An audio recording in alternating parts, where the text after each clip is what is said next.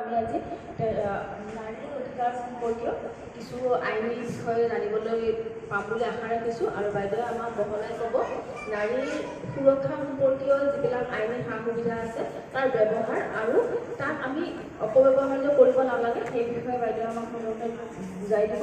গতিকে বাইদেউ মই আমাৰ মাজত উপস্থিত থকাৰ বাবে ধন্যবাদ জনাইছোঁ আৰু মই চিনাকিবোৰ ইমানতে সামৰিছোঁ। ধন্যবাদ।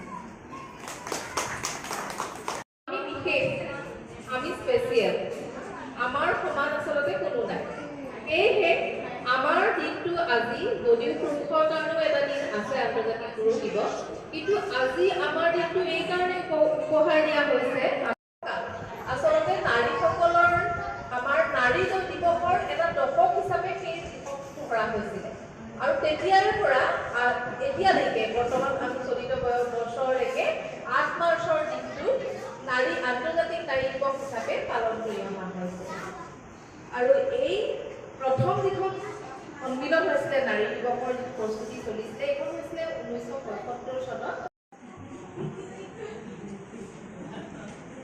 এইটো পৰ্যায় গ'ল তাৰ পাছৰ পৰ্যায়তে আহিব